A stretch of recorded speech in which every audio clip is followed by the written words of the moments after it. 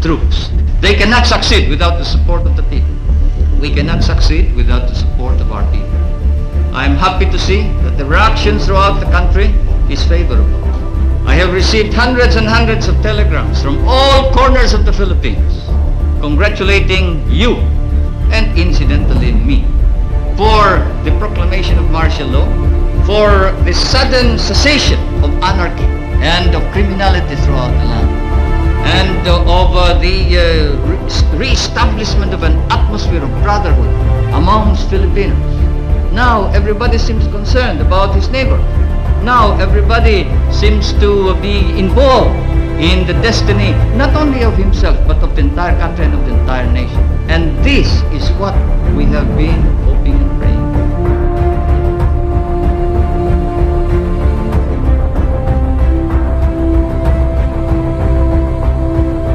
The Safe House by Sandra, Nicole, Roldan.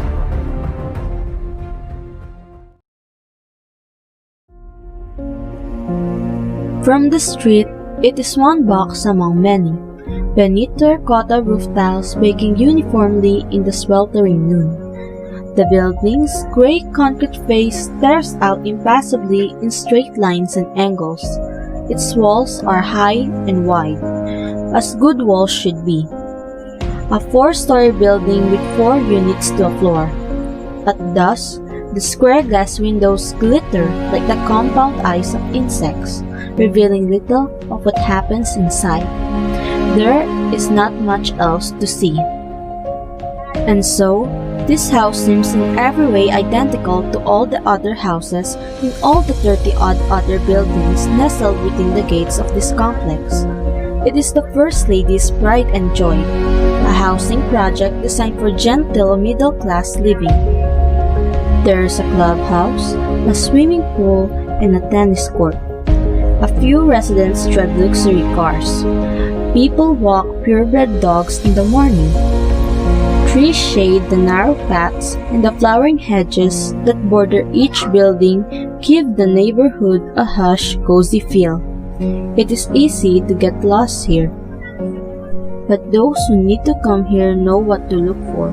The swinging gate, the twisting butterfly tree, and the cyclone wire fence. A curtained window glows with the yellow light of a lamp perpetually left on. Visitors count the steps up each flight of stairs. They do not stumble in the dark. They know which door will be open to them day or night. They will be fed, sometimes given money, wounds will be treated, and bandages changed. They carry nothing, no books, no bags or papers. What they do bring is locked inside their heads, the safest of places. They arrive one at a time, or in couples, over a span of several hours. They are careful not to attract attention. They listen for the reassuring yelps of squabbling children before they raise their hands to knock.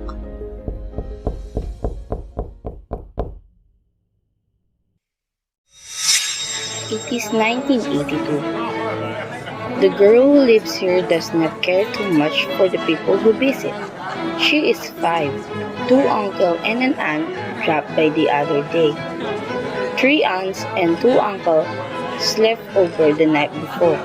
It is impossible to remember all of them. There are too many names, too many faces, and they all look the same. Too tall, too old, too serious, and too many. They surround the small dining table, the yellow lamp above throwing and tilting shadow against freshly painted cream walls. They crowd the already cramped living room with their books and papers, hissing at her to keep quiet. They are talking about important things, so she keeps quiet. The flock of new relatives recedes into the background as she fights with her brother over who gets to sit closer to the television. It's turned to the Sesame Street on Channel 9. The small black and white screen makes Ernie and Bert shiver and glow like ghosts. Many of these visitors she will never see again. If she does, she will probably not remember them. She wakes up one night. Through the thin walls, she hears the visitor arguing. She can easily pick out one particular uncle's voice, rumbling through the dark like thunder. He is one of her newer relatives, having arrived only that morning. All grown-ups are tall, but this new uncle is a giant who towers over everyone else. His big feet look pale in their rubber slippers, a band-aid where each toenail should have been. He never takes off his dark glasses, not even at night. She wonders if he can see in the dark. Maybe he has a laser vision like Superman, or maybe like a pirate, he has only one eye. She presses her ear against the wall. If she closes her eyes and listens carefully, she can make out the words, sundalo, kasama, talahib. The last word she hears clearly is katawan. From the living room, there are sounds like small animals crying.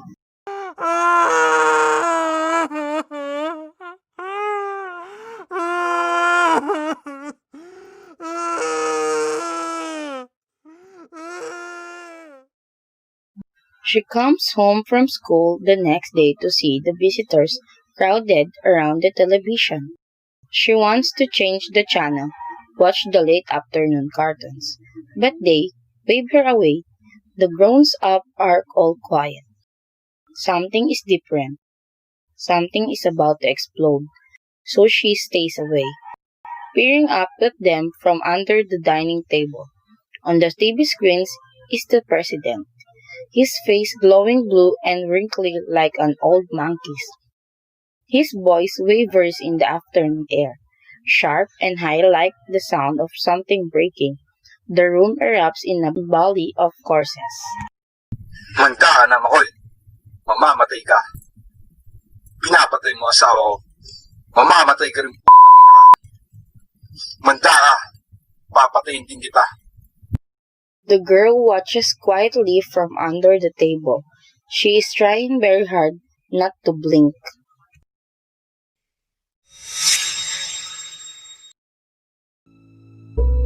It is 1983. They come more often now.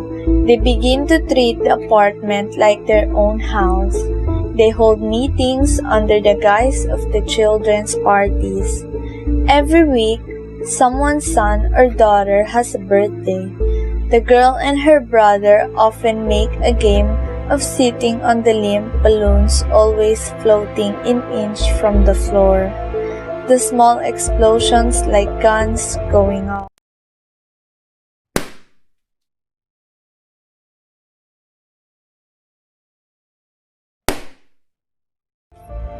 She wonders why her mother serves the visitors dusty beer bottles that are never opened. She is surprised to see the grown-ups playing make-believe out on the balcony. Her new uncles pretend to drink from the unopened bottles and begin a laughing game. Whoever laughs loudest wins. She thinks her mother plays the game badly because instead of joining in, her mother is always crying quietly in the kitchen. Sometimes the girl sits beside her mother on the floor, listening to the words she doesn't really understand. Underground, resolution, taxes, bills. She plays with her mother's hair while the men on the balcony continued their game.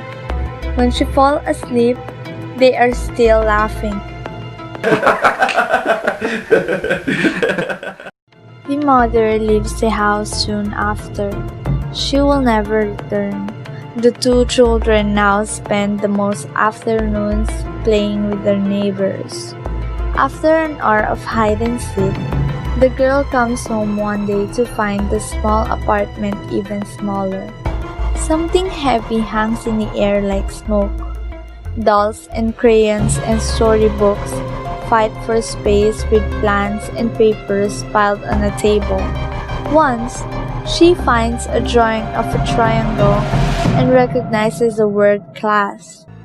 She thinks of typhoons and floods and no classes. The visitors keeps reading from a small red book, which they hide under their clothes when she approached. She tries to see why they like it so much. Maybe it also has a good pictures like the books her father brought home from China. Her favorite has two animals working together to build a new bridge after the river had swallowed the old one. She sneaks a look over their shoulders and sees a picture of a fat Chinese man wearing a cap. Spiky shapes run up and down the page. She walks away disappointed. She sits in the balcony and reads another picture book from China. It is about a girl who cuts her hair to help save her village from Japanese soldiers. The title is Mine Warfare. It is 1984. The father is arrested right outside their house. It happens one August afternoon with all the neighbors watching.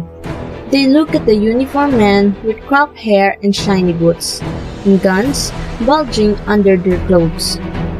Everyone is quiet, afraid to make a sound.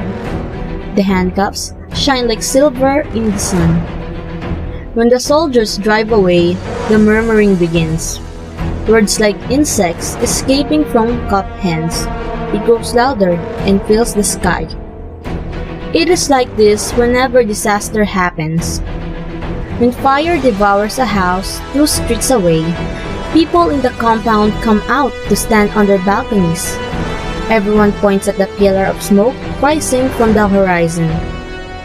This is the year she and her brother come to live with their grandparents, having no parents to care for them at home.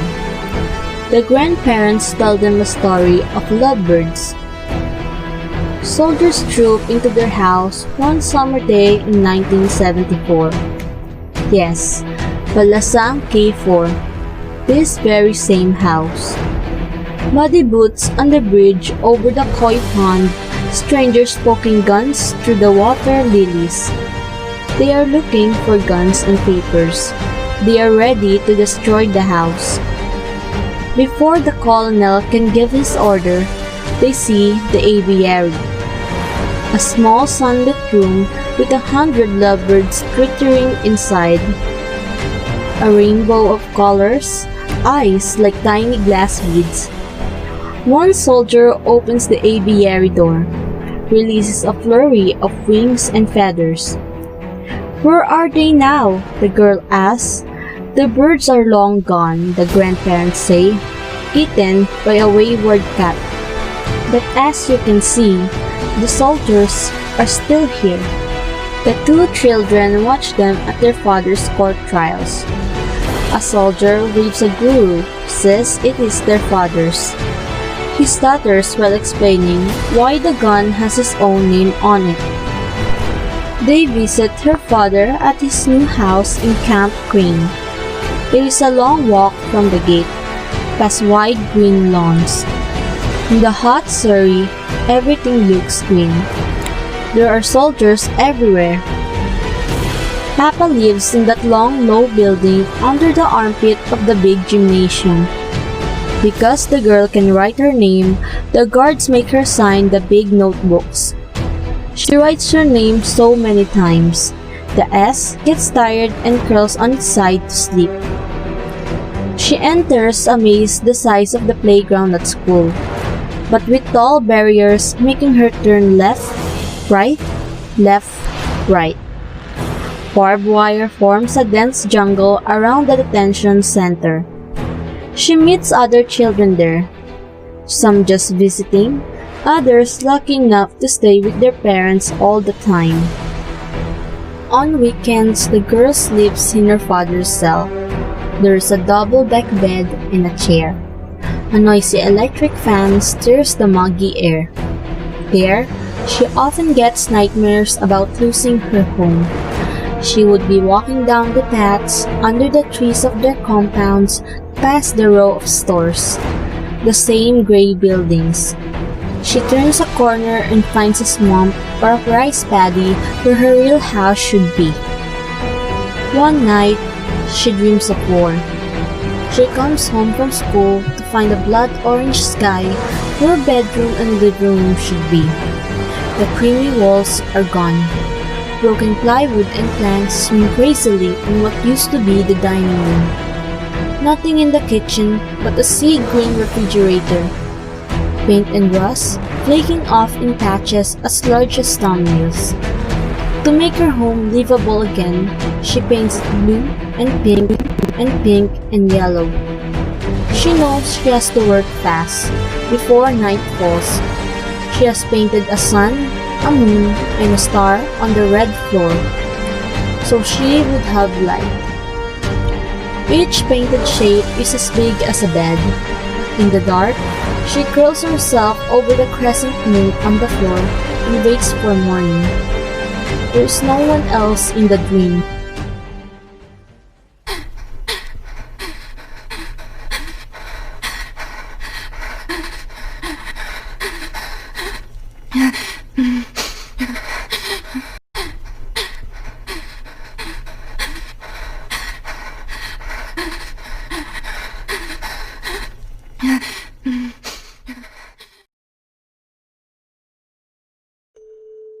Years later, when times are different, she will think of those visitors and wonder about them. By then, she will know they aren't really relatives, and had told her names not really their own. To a grown-up, an old friend's face can never really change, but in a child's fluid memory, it can take any shape. She believes that people stay alive so long as another chooses to remember them. But she cannot help those visitors even in a small way. She grows accustomed to the smiles of middle-aged strangers on the street, who talk about how it was when she was this high. She learns not to mind the enforced closeness, sometimes even smiles back. But she does not really know them. Though she understands the fire behind their words, she remains a stranger to their world because she has never read the Little Red Book. Late one night, she will hear someone knocking on the door. It is a different door now, made from solid varnished mahogany blocks. The old chocolate brown plyboard that kept them safe all those years ago has long since yielded to warp and weather. She will look through the peephole and see a face last seen 15 years ago. It is older, ravaged, but somehow sane. She will be surprised to even remember the name that goes with it. By then, the girl would know about danger and will not know whom to trust. No house, not even this one, is safe enough. The door will be opened a crack. He will ask about her father. She will say he no longer lives there. As expected, he will look surprised and disappointed. She may even read a flash of fear before his face wrinkles into a smile. He will apologize and step back. Before he disappears into the shadowy corridor, she will notice his worn rubber slippers, the mud cake between his toes, his heavy bag, and she knows he has nowhere else to go. But still, she will shut the door and push the bolt firmly into place.